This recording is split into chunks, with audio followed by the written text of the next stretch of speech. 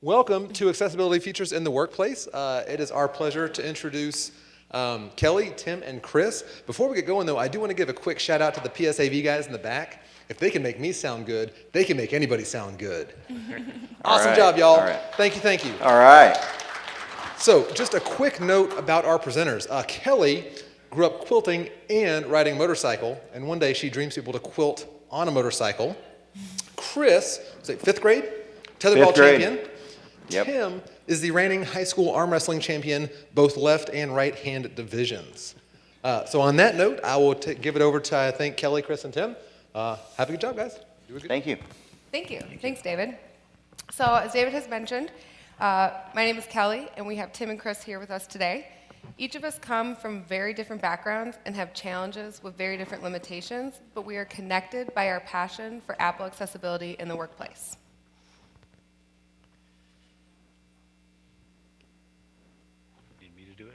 Oh, I just did it. So I know we've heard a lot of great things about our Jamf product and accessibility over this JNUC, but I wanted to make sure to highlight that this presentation will be addressing Apple devices and their accessibility features. I do want to share a disclaimer. Today you will hear 3 very different use cases. These stories are our personal stories and do not reflect the overall population of individuals with cognitive or physical limitations. It is important for us to note that these are how we personally have found success, and we want to highlight that each person will have varying experiences and opinions on the tools demonstrated. Apple accessibility tools are not limited to what is shown here today. So with that, thank you everyone for joining us today. We're going to start with introductions from everyone with a brief overview of our personal stories. And from there, we'll be moving into the demonstration portion of the session and wrapping up with a final note. So, as David had mentioned, my name is Kelly Offerman, and I am a healthcare business development executive here at Jamf. And I also have dyslexia. Dyslexia is an invisible disability affecting anywhere between 10 to 17% of the adult population. Within the last few decades or so, dyslexics are starting to be recognized for their unique strengths more so than their challenges. I will be touching more on the strengths later, but I wanted to share a personal note as to why it is so important to get these tools into these individuals' hands.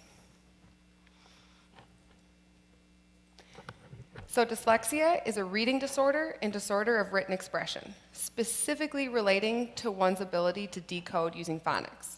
When I was young, the biggest misconception I found in others was the belief that if I just tried harder to sound out the words or paid more attention, then comprehension wouldn't be an issue.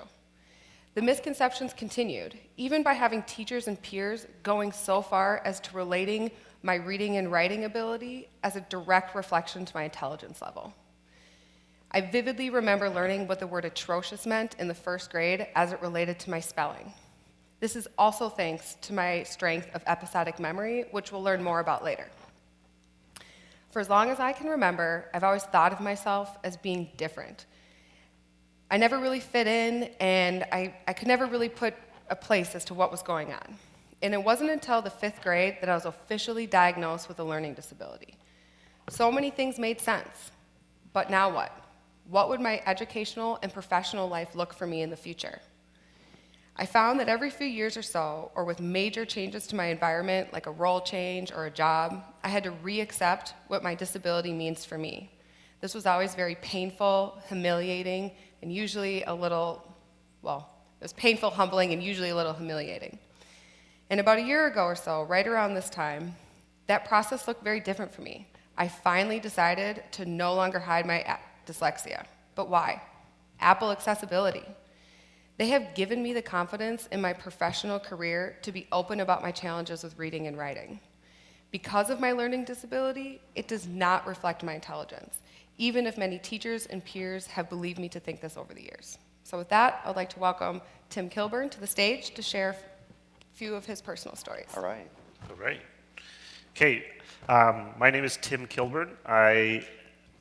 I'm blind, but blind is not a binary thing. Lots of people seem to feel that you're either blind or you're not blind. Us being computer geeks, we know that there is sure, there's a binary thing when we talk about a 0 or 1, but blindness doesn't quite fit in like that. Blindness is a spectrum. Blindness, for me, when I was born, I could see a lot better than I do now. I'm a technology consultant for the Fort McMurray Catholic Schools up in Northern Canada. I was a teacher before, and I said Fort McMurray Catholic Schools. I can see the light. That's about as much as I can see. It's a Catholic school. You were supposed to laugh at that, okay? Okay. Ooh, that was loud.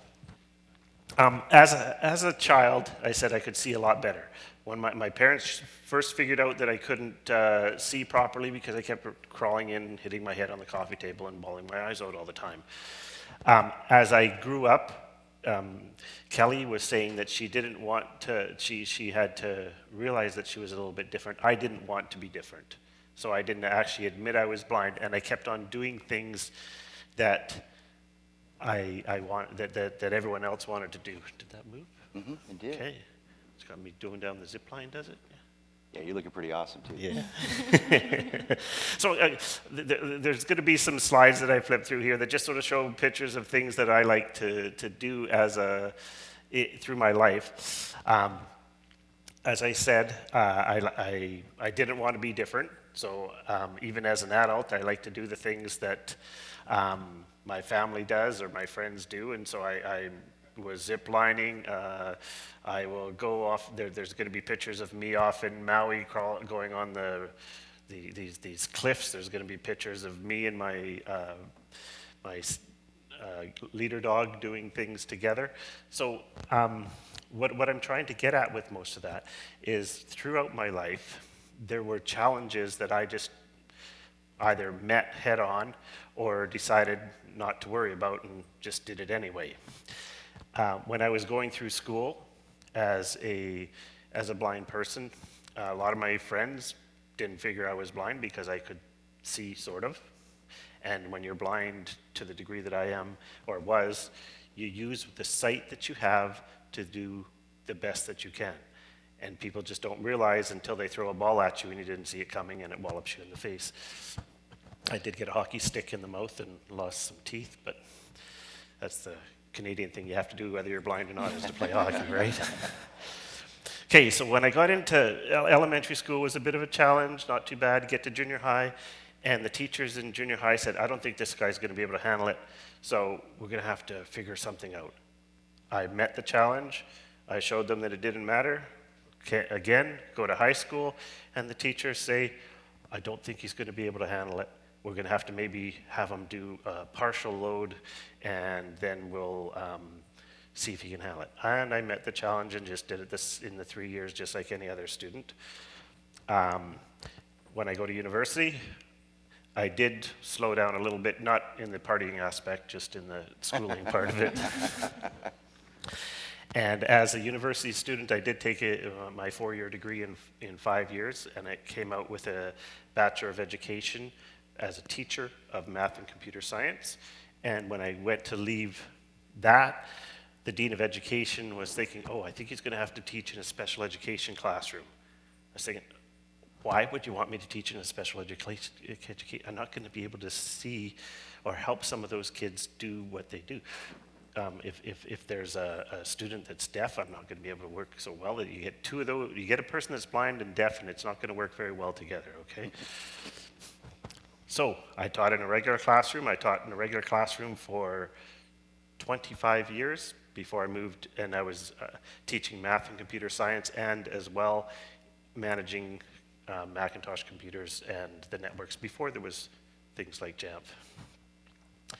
And I've been working with Jamf now in our environment for just over a year, and I've got 600 Macs and 600 iPads that we're managing in there. And I'll be showing you how I manage some of that on the computer in a bit. I still have one more video to go. You do? Well, that's the surfing slide. Oh, that's the surfing. That's pretty awesome. There. Escape room. That was Escape Room in England, yes. And let's play. One more. Yep. There we go. There we go. There's the good one for you.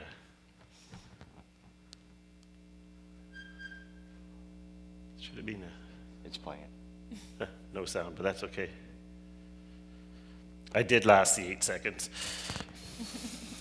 I don't know that I could do that. Like, you're my hero, because I can't surf. I live in Texas, I've never ridden a mechanical bull, and I've never climbed a mountain. So I clearly have some things I need to do. I'm Chris Miller, and all my life I've had struggles with, I've had struggles with attention and focus. And so what that looked like in school was I was a kid that would do the first 2 lines of my homework, shove it in my desk, space out into whatever, frustrate the teacher. Teacher calls me lazy, I make 100 on the test.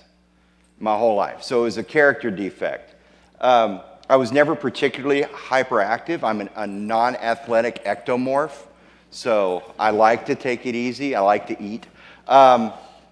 So it just blends in. I'm not that kid that's running around the classroom in circles. I would be much leaner if that was me.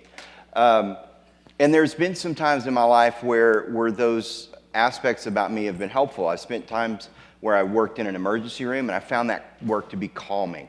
But what's more helpful for me to kind of conceptualize, because in college I kind of topped out with this, and I had to really kind of gain control of it. And that's when I started seeing the concept of executive function kind of come in. And in my work in education since then, it's one of those, it's not necessarily a diagnosis, but it's a useful criteria to help understand a variety of learning disabilities and just different ways that some kids and some people are, and kind of how that works. So executive function can be thought of as the command central over cognitive skills.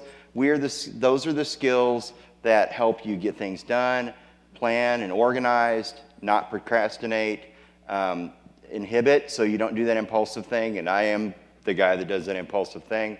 It helps you to shift focus to changing situations and to monitor your own performance and regulate time. So the part of the brain that has those skills was what's termed of as executive function. And you can see this in people with anything from ADHD, autism spectrum disorders, mood disorders, or even it'll come out in people that have learning disabilities. It can be exacerbated by fatigue, by anger, by anything that stresses you will kind of inhibit abilities with executive function.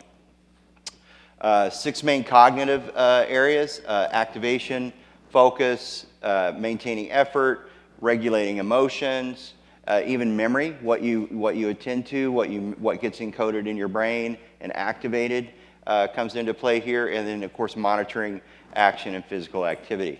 For me, it's really about activation, focus, and effort. Those are areas that I still struggle with today, even though I can work an 80-hour week without a problem. What has been critical through that journey is how Apple devices help me work with that. And I'll get into that more in a bit, but just in general, and we're going to speak to this, using accessibility features across all our devices really allow us to realize, I think, our full potential. So with that, I'm going to turn it over to you, sir. Okay. What I'm going to do here is there's a couple things going on. Hopefully we don't have any technical difficulties, but I'll warn the audio people that I'm going to be turning the voiceover on the computer, and it may be a little bit loud, so they could do that. Did you click the? I have not clicked it. Do you want to click that Yeah, first I'll be glad before I to. do that? Yep. Since the talking's not on, I don't know where it is. Let's see what happens. I don't know that it pulled up Safari. It's going to be like that, isn't it? Now, do we see voiceover? Oh, right. Okay, we do have technical. Right. So just like the rest of the conference, when you have live demos, things need a little bit of adjustment. And this is an internet-based demo, so we shall see if Yeah, I thought of that. if it's going to work. Because we didn't hear me going on the bull. Nope.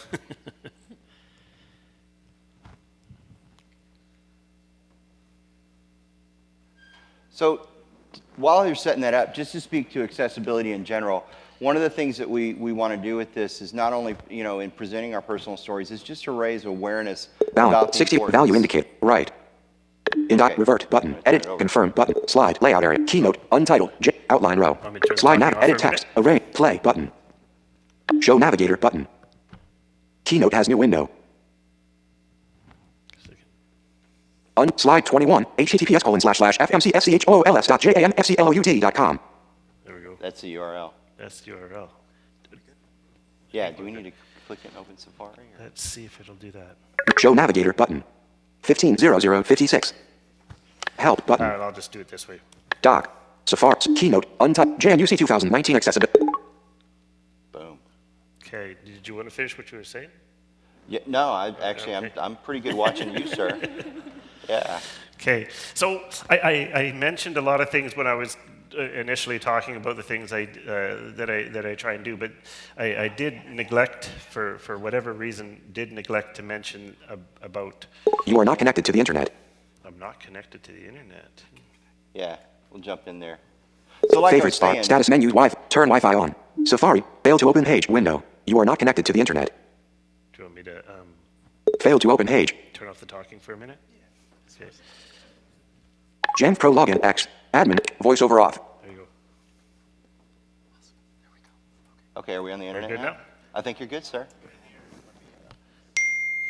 Oh, Okay. I'm getting. We need a mirror. I might have to turn on do not disturb. It looks like people are texting me.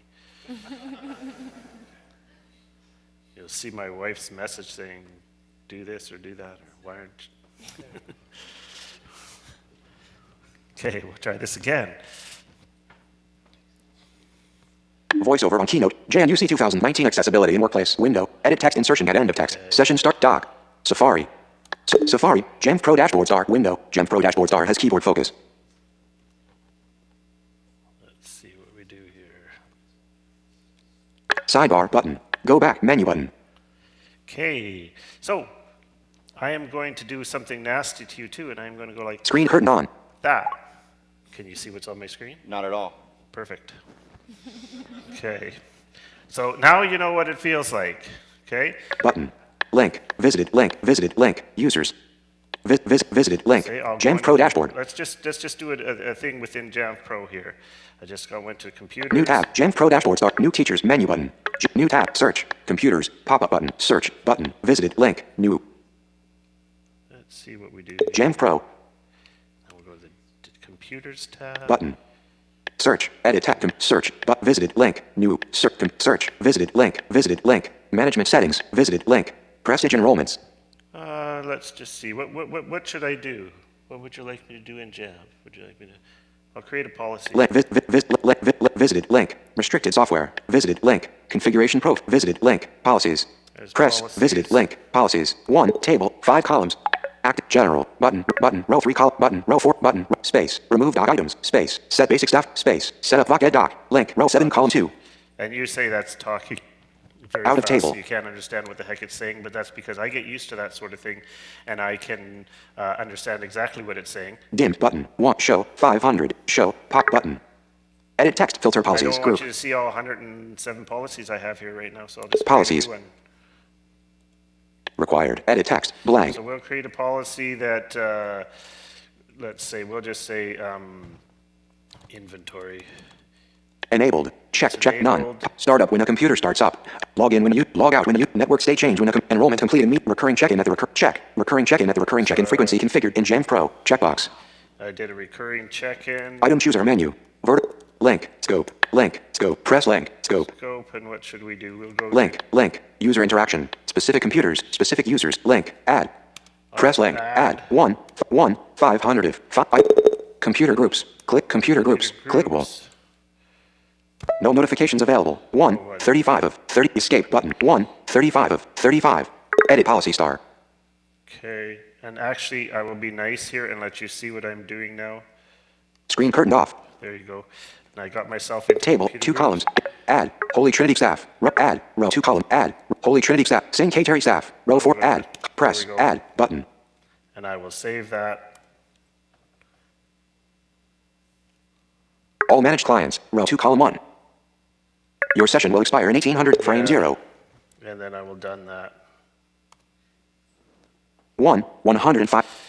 So the purpose of showing you that is that if accessibility features are actually, if a developer does the proper things with accessibility, then it makes it easy, or at least easier, for a person that is visually impaired or that is trying to use VoiceOver with the accessibility features of Apple to do what needs to be done. Now, to be mean to Jamf Dock. themselves, Safari. we will go into Jamf admin. Go into Jamf admin and show Safari. you Policies are window. Policies are. when something is Jamf admin. not Jamf coded admin window. properly. Accessing keychain has keyboard focus. Jamf admin 10.15. So if I go into Jamf admin here, and normally in Jamf admin, if you're used to using this kind of thing, you can I could do the file share distribution point and replicate things, or a person could add printers, add items to the dock, those sorts of things, or they could drag something from the desktop and put it in the repository.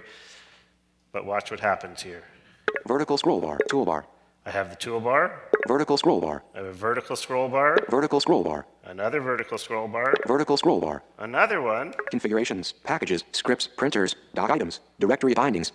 So I have all these things, the printers and the scripts, and I can do those sorts of bits. 023 28 043. Repository. Close. Dimmed button. And it just bounces around. I miss all those things. So that in order for me to use Jamf admin, I have to call somebody from across the hall. So in fact, I don't use Jamf admin. I've had to add printers using scripts and using Jamf Pro, those kinds of things. So the emphasis here is that, I'll just get out of Safari. Safari. Policies are window. Policies are. Oh, that was Jamf. No, Keynote. Safari. JNUC 2. So the idea is that accessibility features in Apple are built right into the OS. It makes it awesome. There's the likelihood for issues because of it being built in is way less than a bolt-on solution like certain other screen readers on certain other platforms that I won't mention because I'm not going to swear. Okay, so the idea here is that there's a lot of people that believe that when I talked about when I was growing up, you're going to have problems, Tim, when you're in junior high. You're going to have problems, Tim, when you're in high school. It's all going to be different. You're going to have problems. These preconceptions are what cause problems with employers, because if you have those preconceptions from the start and you don't give a person with a visual impairment or a person who is blind the chance to prove that they can actually do the work, then what you're doing is you actually have a bit of a prejudice that's going on there, and you don't give them the chance to prove that actually those things can be overcome. Those barriers aren't always there as long as I'm using my tools on the Mac. I could even, there's as many tools or more on the iPhone, on the iPad, there's all these accessibility tools. And the things like VoiceOver actually are not just for visually impaired and blind people. The tools that we use in VoiceOver actually work to help people, persons like Kelly with dyslexia. VoiceOver also helps students with, well, we'll call them regular students, those students in the classroom, that they can use VoiceOver to have things read to them. And I actually have found that proofreading is much easier when you have it read out to you, because those of you with eyes that work, when you're proofreading, you get used to reading things, and you will actually miss some of the errors that when the thing reads out loud and it says it wrong, you say, oh, I guess that was a mistake in there, right? Okay, that's probably good for me. That's awesome. Yeah.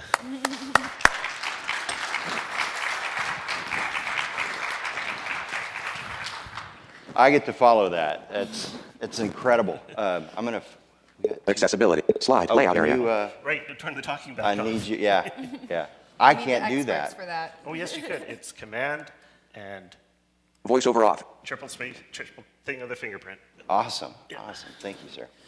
All right, let's get through. And where are we? Yeah, this is the right one. Okay. All right. So getting back to, so great demo, Tim, and I'm in awe. So surfing, mountain climbing, zip lining, mechanical bull riding, and scripting in Jamf without being able to see is awe-inspiring to me. So for me, it's a little different. For me, I've got the kind of brain that I'm either going to miss the pink lemon and focus on all the yellow ones, even though what I need to be doing is focusing on the pink lemon. Or alternatively, I may hyper-focus on the pink lemon to the detriment of all the yellow lemons. So what do I do to work with that? And I use a variety of apps that aren't classified as accessibility apps per se. I find that for me, that apps that aren't extremely, did I do something? Oh, okay. So apps that aren't extremely organized, they're kind of loosely organized. They're a structure that fits, that's accessible, that's across all my devices, are a pretty good fit for me. There's been one, though, that's been a game changer for the last 2 years, and I started using it on myself or with myself or for myself when it came out in beta. And it's screen time. And so I set screen time on my own devices. Now, if you're in the keynote, you know that my wife uses Jamf Parent to control my iPad, and she loves that. Okay, there we go. But what's nice is this, with the recent updates, is I can use this to, on all my devices, so I don't have to worry about one set of settings on, like other features in the app, in the Mac ecosystem. I can use it, have it set on my Mac, it works on my iPad, my phone, it's just there. And it allows me to maintain focus and effort on the things that I truly value instead of being at the mercy of whatever grabs my attention in the moment.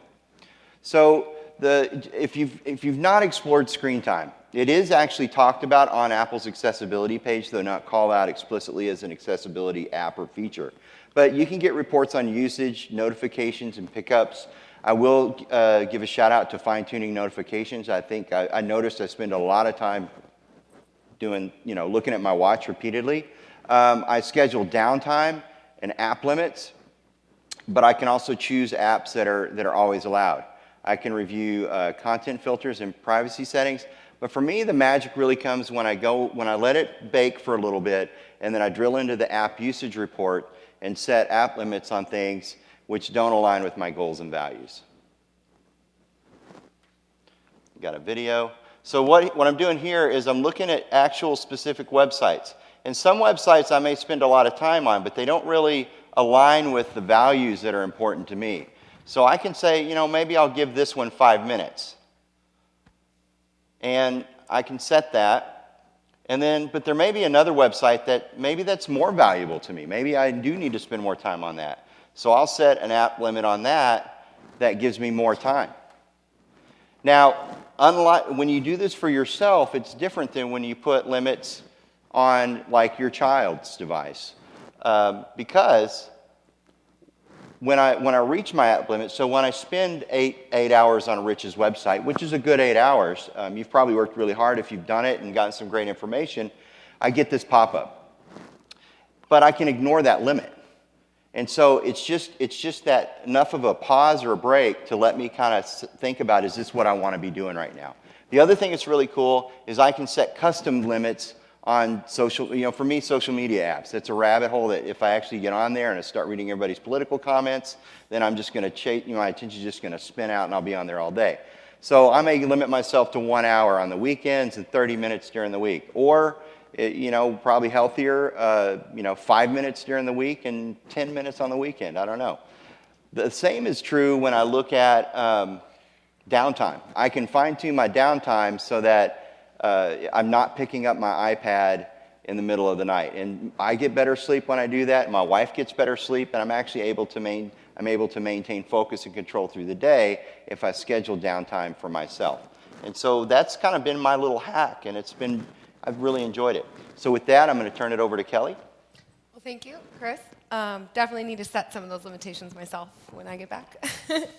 So now that we briefly discussed some of the challenges associated with dyslexia, I also wanted to ensure I highlighted some of the strengths. So in 2011, Brock and Fernid Eid published the Dyslexic Advantage. In this book, they outline several key strengths that are commonly shared amongst dyslexics. And it wasn't until reading, or should I say listening, that I was finally able to describe my dyslexia in a positive light. They dubbed these the mind strengths. I also share these strengths, and not to say that if you're not dyslexic, you don't have these abilities, but that dyslexics are naturally able to tap into these key areas. So, M, material or mechanical reasoning. This is the ability to think and reason in 3D. People with these strengths are excellent at conceptualizing objects or systems and manipulating them in their minds. I, interconnective reasoning. This is the ability to make connections between things, see relationships, patterns, and view ideas or objects in different perceptions. People with I strengths are known for making connections between or across different fields and are also known to have very flexible minds. N, narrative reasoning or ability. This is the ability to tell an amazing story and to imagine different scenarios. People with narrative reasoning strengths tend to think in stories. This is also called episodic memory. If we recall how I learned what the word atrocious was, which is also the same day I fell in love with vocabulary, but that's a whole nother presentation. And finally, D, dynamic reasoning skills. It's the ability to project into the future and make predictions based on past experiences. People with D strengths have the ability to recombine elements of past experience and use this information to predict or mentally stimulate the future outcomes with great accuracy. These strengths also have a negative flip side. These are where my issues with decoding emerge, and here are some of the tools I use on a daily basis to help aid in some of my reading and written communications. Dictation on the Mac. Let's make sure this video plays. So when I go over these tools, I'll also be addressing when I use them, why I use them, and what it would look like without them. So for dictation on the Mac, simply double tap the function key and you will enable this tool. I use this when I need to construct a simple sentence with one or more word. I consider complicated words to be words I have not taken the time to memorize or I just learned. Every single word I know how to spell, I learned how to memorize. I use this because I can continue my flow without major disruptions. Without this tool, I would be simplifying the language or I wouldn't be using my full vocabulary. I pride myself on my extensive vocabulary, and 10 years ago, when I was a freshman in college, I would not be able to write a paper without dumbing down the language.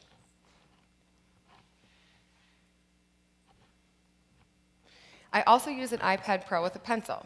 I use this tool when I need to be taking notes and give 100% attention to the conversation or meeting and be prepared with a well-thought-out answer. I simply cannot keep up typing responses, so my pencil allows me to keep up and save the notes and revisit the digital copy. This helps me keep organized. When I look back at my handwritten notes embedded with images and diagrams and connecting thoughts and topics, I get a 3D image of the conversation playing back in my mind, and this is a great example of my material reasoning skills. My own handwriting connects me to the memory of the conversations and the emotions behind the words. I have a really strong sense of other people's feelings and emotions, and I often take notes to this effect when communicating in a professional setting, so I know the appropriate tone I should be using. Without this tool, I would be carrying my spiral notebook filled with notes, and I would be doing my best at the end of every day to get these transcribed into the system. This process was lengthy and frustrating. I still need to do this from time to time, but the process is incredibly different with the use of my iPad. The search function in the app also allows me to easily refer back to specific notes, so that way I'm not carrying around notebooks, flipping through pages, and just crossing my fingers and hoping I got the right notebook. My material reasoning skills are better utilized with my pencil than with typed notes and more easily referenced for me than just searching with standard pen and paper. Surrey for quick spelling. I utilize Surrey when I'm in a flow and I need to spell one word. This is when I'm writing a sentence with simple words and I only need help with 1 or 2 words to complete the sentence.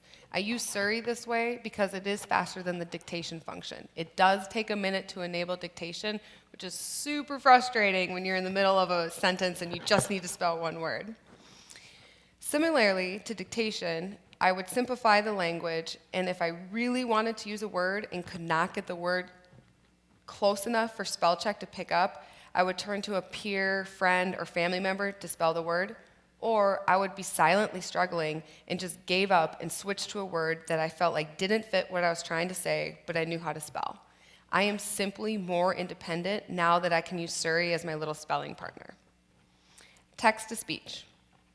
I use this when I'm reading long, complex emails with directions. Similarly to what was touched on earlier in the conversations of it's just a tool that's beneficial for everyone, whether you need it specifically for a learning disability or really just to be more accurate with your editing. As I was saying earlier, I frequently write backwards, and I don't pick up these errors until I have it read to me. I'll type a paragraph and realize that what should have been at the beginning is near the end or somewhere in the middle, and I usually don't pick up on these errors unless it's read back. I use this because I get embarrassed when I send an email and realize that I got something structured poorly, or even worse, structured so poorly that the person cannot understand what I'm trying to write, or it conveys a message that's completely opposite of what I am trying to demonstrate.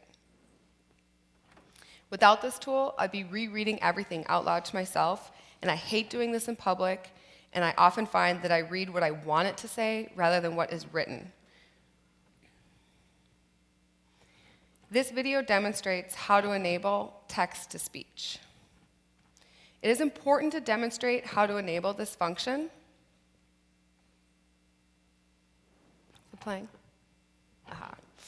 So navigate to the accessibility folder in your system preferences. Scroll down to the speech section. From there, you'll also be able to choose your speed, your preferred voice, and what keys you would like to enable this. You can choose it, whatever makes sense for however you type and however you're using your keyboard.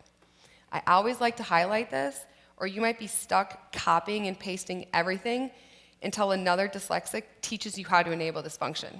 Not that that's what I was doing for way too long. And if I had chosen to continue to hide my disability, I would still be copying and pasting out of fear of being exposed. Which brings me to my final request. For the first time in my life, I feel as though my dyslexia gives me a competitive advantage in my professional career. In my challenges associated with my learning disability, and Tim's challenges associated with his blindness, and Chris's challenges associated with executive function are significantly reduced or eliminated through the use of our Apple devices. If we didn't work for organizations that enabled us to have access to these tools, we would not be able to be this independent, productive, and successful in our contributions to our teams. So what's my request? Our ask of everyone here today is to bring what you've learned and share them with your technology teams, your human resources teams, and your coworkers. The more we share about what is possible with Apple devices, the more we can continue to open the door for the next set of professionals who can benefit from these tools in the workplace. And I always like to end on a quote from a fellow dyslexic, Albert Einstein: "Everybody is a genius, but if you judge a fish by its ability to climb a tree, it will believe its whole life that it is stupid," which is far from the truth.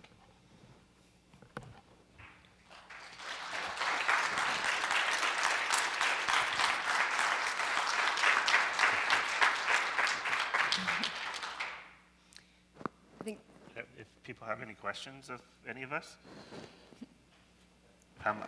I'll get them to check if there's sir hands in the because I'm middle. not going to see it. You're not going to see it? No. Okay, all right. Yeah, go ahead. What was the iPad app, the iPad pencil app? I didn't see the name of it. Yeah, I didn't call one out because there's several of them. The one that I choose to use. Oh, so sorry, thank you. So the question was, what was the application I used on the iPad to help with writing? I didn't include it because there's several different ones you can use. The one I specifically use, called OneNote, I believe, goes in between the two. I changed. I'm figuring it out. But yeah. That's good. Great. All right. Well, thank you. Oh, Thank yes. Best section of the whole conference. Seriously, this big time. Oh, I deal with special needs students, and yeah, this is what I need. This is the takeaway from the conference. Thank you. well, thank you. Thank you very much. Thank you. Thanks for being here. Yeah. Yeah. Yes. And, I'm not going to say this right, but that other platform that you were talking about, Ye- that other, that's you. yes. So we get pressure from our state to migrate students off of Apple devices and the accessibility tools for our blind students to use the other, The other one? yeah. Yeah. So I'll just say JAWS. Yes, go ahead. They're putting pressure for us to move kids away from the Apple devices when they hit secondary schools. Because they're saying in college, so it's our universities that are saying when they hit the universities, they have to be proficient in JAWS. So they're pulling these kids off of these devices, even though at the primary levels, the Apple accessibility tools, it's so easy for them. How do you address that, or how would you give any guidance for us? Do you work for post-secondary? We're all Apple, K through 12, so we don't Yeah, we don't okay. put them on there. Um, Yeah. By Apple, but they're making us remove Yeah. And I think that's a misconception. It's a difficult thing a lot of times, and I have no idea why the post-secondary feel that they need to, because they don't tell a non-visually impaired student that they should be coming with a PC as opposed to a Apple laptop or an iPad. I know that JAWS has been around for a long time, but there's been accessibility on the Apple since I remember using text-to-speech with an Apple IIe and Echo a long time ago. I think it's a misconception that seems to be out there in a lot of fields that the Apple is for the younger kids and that it doesn't handle the more complex things. But I don't know. I think some of these individuals or these corporate post-secondary things should come to something like this and see, because when they hear that Microsoft has 30% adoption of Apple devices because they find the productivity to be as good or better for those people. For us in our school district, we use Apple for the accessibility, but also because how do I say this properly? I just replaced 300 iMacs this year, but the iMacs that I replaced were 10 years old, and they all worked. They just were not as secure as they should be anymore because I couldn't get them up to the newest levels of security. But there's so many misconceptions out there from the perspective of thinking that they need to use JAWS. Microsoft Word is accessible to the Apple. It wasn't 5 years ago, but it is now. So the whole Office package, if they're trying to say that it's needed for that purpose, there's no real reason. I'd like to speak with these people and see what their rationale is, because I think most of the time it's a fallacy. Maybe that's not the right word, but it's certainly a misconception. Sounds accurate. And to add to that, I participated in 3 different disability programs in 3 different universities. There's several factors involved in that, and that is the university's commitment to helping those students. And a lot of the times, there's a choice program involved. And especially with the students like comfort level, more often than not, Apple was recommended when the school's standard was to provide a PC, depending on which universities were providing laptops to their students. So a big part of it is encouraging students to do their thorough research about the resources that are available to them. I've been at universities where reading interpreters and note takers was a paid position for other students to get paid to take notes and help take notes. I've been in other universities where it's a volunteer position, excuse me, the jet lag. It's a volunteer position, and it wasn't as impressive as those universities that took that extra step to give back not just to the students volunteering their time to take extra notes for students who need it, but also helping them financially in the years that matter. What I found in the classroom over the years, and I think that your question gets down to, and some states are different than others, awareness and advocacy, right? We don't know what it is that we don't know. And when we're making decisions that impact schools and classes, whether that's at the higher ed level or the K-12 level, I think we can unintentionally do some things that might not be a best fit for people. So when we look at, and speaking from a special ed classroom as a special ed teacher in my time, and when we look at some of the features that are built in and not bolted on, to use the kind of coin that marketing term that they use with that ecosystem sometimes with Apple, you know, some of the same things that I was doing early on with screen color, with font size, with voiceover, with speech to text, with dictation, instead of recording audiobooks for my students or copies of notes, with personalization features. I like to think about accessibility as personalization. So these features help everybody to some extent, or can. And so what Apple's allowed us to do across their devices, because it is integrated into there, is to personalize the device to fit our needs so that we can reach our maximum potential. And if you read what they believe in and where their core values are along accessibility, it really speaks to that, I think. Another thing that's really interesting when you're talking about dealing with students with visual impairment, I'd like to kind of give a shout out to last year's accessibility presentation where we had a grade school student. Kelly, how old was he, Elin? He might have been, I think he was 12. Yeah, and he codes with a Braille keyboard that's plugged into the iPad. And it's incredible. So I think you're right. I think there's some misconceptions out there, and it's not necessarily that you have to use one platform or another, but the one that fits your needs. Exactly, yeah.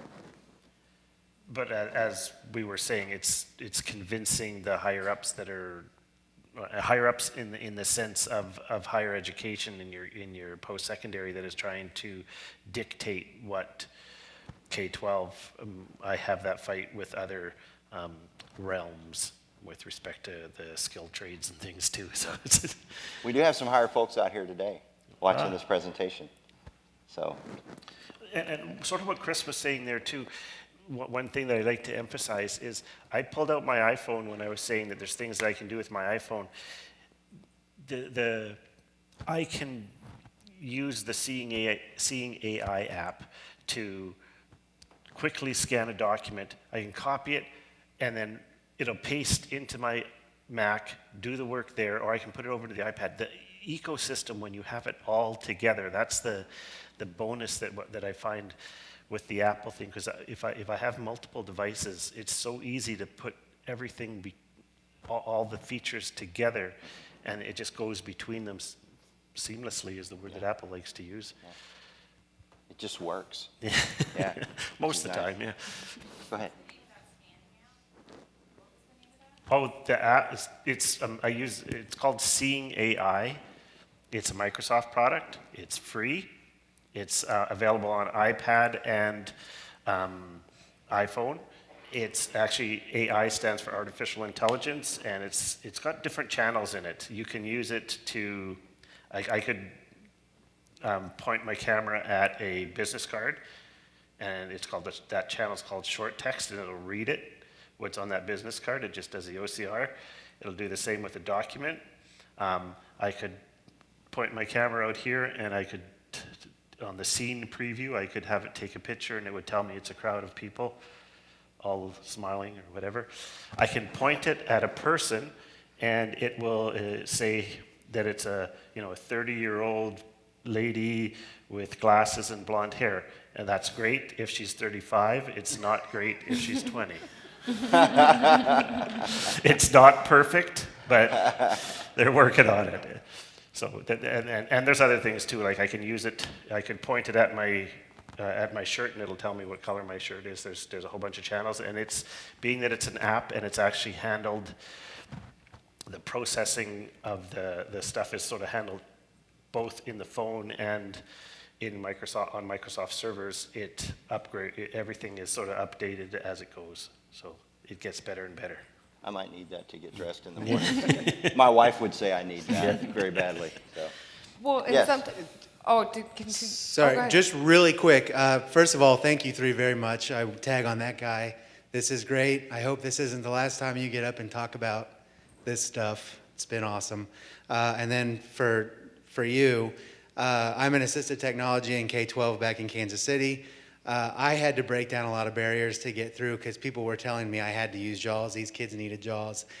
But you really need to talk to your vision people and make sure they understand that just because the doctor at Nebraska University or Iowa City or whatever is saying that they need JAWS, that isn't necessarily true. And even in our IEPs, we write in there, it's very generic. They just need some kind of screen reading application. So, Thank you for that. That's a great additive. I was just going to add, there's a theme here that's coming up as well, is that the way that Tim's using his devices and Chris is using his devices is that anyone who's struggling with something has to be creative to accomplish the daily activities that others can accomplish what seems easily.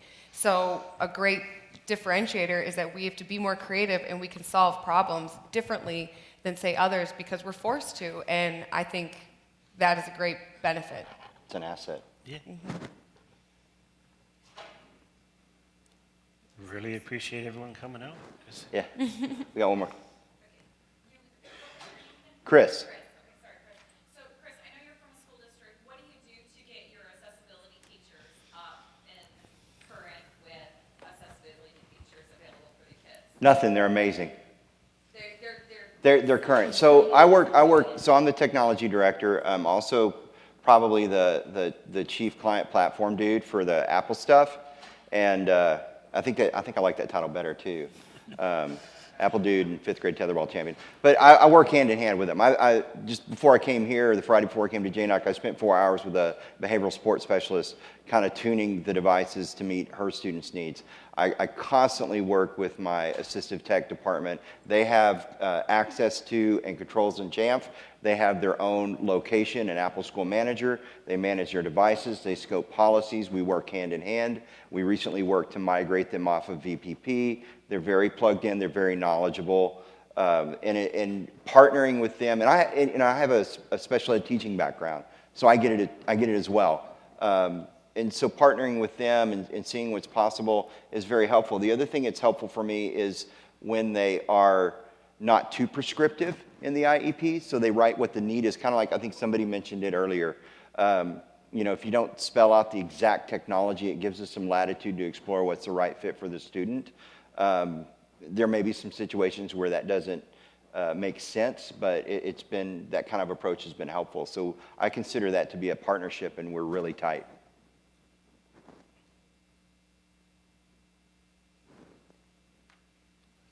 All right, well, thank you very much. Thank you. We appreciate it. Thanks a lot.